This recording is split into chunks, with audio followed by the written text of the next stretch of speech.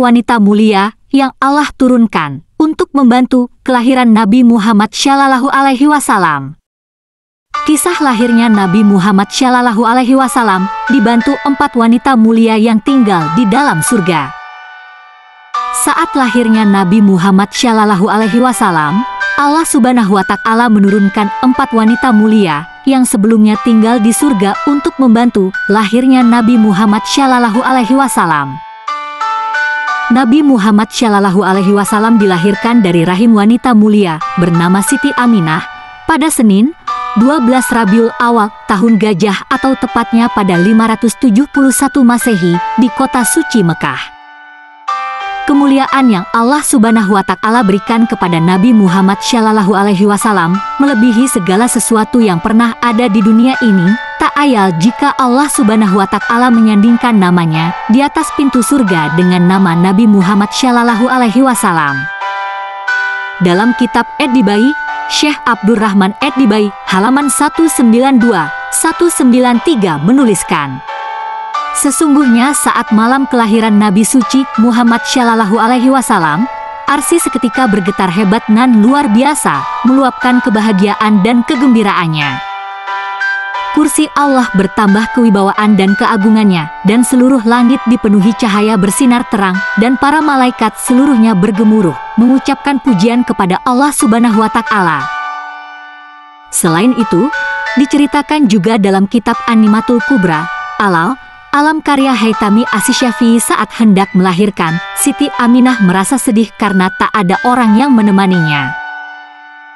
Kesedihan Siti Aminah bertambah saat tanda-tanda kelahiran Rasulullah muncul. Hal ini dikarenakan Abdullah yang merupakan ayah Rasulullah Shallallahu Alaihi Wasallam telah wafat ketika Rasul berusia beberapa bulan dalam kandungan.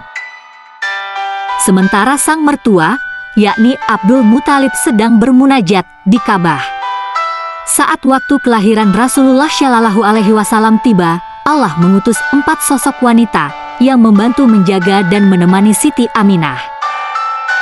4 sosok bidadari wanita itu ialah Hawa istri Nabi Adam, Sarah istri Nabi Ibrahim, Asyah binti Muzahim istri Fir'aun, dan Maryam binti Imran ibunda Nabi Isa. Tak hanya itu, Siti Aminah juga menyaksikan sekelompok orang menyerupai cahaya silih berganti memasuki kamarnya dan memanjatkan pujian kepada Allah Subhanahu wa Ta'ala. Kemudian Allah Subhanahu wa Ta'ala berfirman kepada malaikat Jibril, "Wahai Jibril, serukanlah kepada seluruh arwah suci para nabi, rasul dan para wali agar berbaris rapi menyambut kehadiran kekasihku Al-Mustafa Shallallahu Alaihi Wasallam. Wahai Jibril, bentangkanlah hamparan kemuliaan dan keagungan derajat Al-Qurab dan Al-Wishal kepada kekasihku yang memiliki makam luhur di sisiku. Wahai Jibril, perintahkanlah pada Malik untuk menutup semua pintu neraka. Wahai Jibril, perintahkan pada Ridwan agar membuka seluruh pintu surga. Wahai Jibril, pakailah olehmu Haulah Ar-Ridwan, pakaian agung yang meliputi keagungan Allah Subhanahu wa Ta'ala, demi menyambut kekasihku Muhammad Shallallahu Alaihi Wasallam. Wahai Jibril, turunlah ke bumi dengan membawa seluruh pasukan malaikat mukarrabin, karubin, para malaikat yang selalu mengelilingi arsiku demi menyambut kedatangan kekasihku Shallallahu Alaihi Wasallam. Wahai Jibril, kumandangkanlah seruan ke penjuru langit hingga lapis ke-7 dan segenap penjuru bumi hingga lapisan paling dalam. Beritakanlah kepada seluruh makhlukku bahwa sesungguhnya sekarang adalah saatnya kedatangan Nabi akhir zaman Muhammad Al-Mustafa Shallallahu Alaihi Wasallam." Malaikat Jibril yang mendapat perintah itu langsung menyegerakan dan menyampaikan apa yang disampaikan Allah Subhanahu wa Ta'ala sebelumnya kepada para malaikat lainnya. Wallahu alam. Kelahiran Nabi Muhammad Shallallahu Alaihi Wasallam diwarnai dengan berbagai macam peristiwa yang tidak biasa dan menakjubkan. Banyak tanda-tanda pada diri tubuh calon rasul itu ataupun pada lingkungan sekitarnya. Sosok wanita yang membantu kelahiran Nabi Muhammad Shallallahu Alaihi Wasallam adalah pembantu Aminah binti Wahab, Barakah Ummu Aiman. Aminah juga dibantu oleh bidan bersalin bernama Asy Syifa.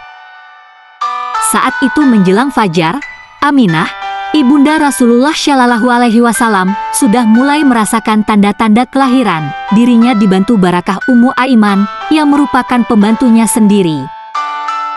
Hari itu bertepatan dengan 12 Rabiul Awal atau 571 Masehi, di mana purnama sudah hampir bulat sempurna. Ummu Aiman lantas memanggil bidan bernama Asy Syifa binti Auf untuk membantu dan menemani Aminah untuk melahirkan. Sosok wanita yang membantu kelahiran Nabi Muhammad Shallallahu Alaihi Wasallam yang pertama adalah Siti Hawa. Ia berkata kepada Aminah, "Sungguh beruntung engkau, wahai Aminah. Tidak ada di dunia ini wanita yang mendapatkan kemuliaan dan keberuntungan seperti engkau. Sebentar lagi, engkau akan melahirkan Nabi Agung, junjungan alam semesta, Al-Mustafa Shallallahu Alaihi Wasallam. Kenalilah olehmu, sesungguhnya aku Hawa, ibunda seluruh umat manusia. Aku diperintahkan oleh Allah Subhanahu wa Ta'ala untuk menemanimu." Sosok wanita yang membantu kelahiran Nabi Muhammad Shallallahu Alaihi Wasallam yang kedua adalah Siti Sarah. Ia berkata kepada Aminah, "Sungguh berbahagialah engkau, wahai Aminah. Tidak ada di dunia ini wanita yang mendapatkan kemuliaan dan keberuntungan seperti engkau. Sebentar lagi, engkau akan melahirkan Nabi Agung yang dianugerahi kesucian yang sempurna pada diri dan kepribadiannya. Nabi Agung yang ilmunya sebagai sumber para nabi dan para kekasihnya.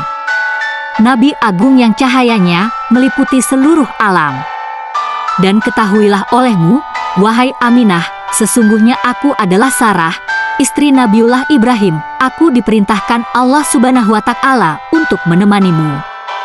Lanjutnya, harum yang sangat wangi menyertai kedatangan sosok wanita yang membantu kelahiran Nabi Muhammad Shallallahu Alaihi Wasallam yang ketiga. Ia adalah Asyah binti Muzahim. Asyah berkata, "Sungguh berbahagialah engkau, wahai Aminah. Tidak ada di dunia ini wanita yang mendapatkan kemuliaan dan keberuntungan seperti engkau. Sebentar lagi, engkau akan melahirkan Nabi Agung, kekasih Allah yang paling agung dan insan sempurna yang paling utama mendapat pujian dari Allah Subhanahu wa Ta'ala dan dari seluruh makhluknya. Perlu engkau ketahui, sesungguhnya aku adalah Asyah binti Muzahim yang diperintahkan Allah Subhanahu wa Ta'ala menemanimu." Sosok wanita yang membantu kelahiran Nabi Muhammad yang terakhir datang kepada Aminah.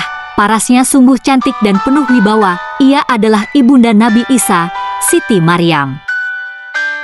Ia berkata, "Sungguh berbahagialah engkau, wahai Aminah. Tidak ada di dunia ini wanita yang mendapat kemuliaan dan keberuntungan seperti engkau. Sebentar lagi, engkau akan melahirkan Nabi Agung yang dianugerahi Allah Subhanahu wa Ta'ala mukjizat yang sangat agung dan sangat luar biasa.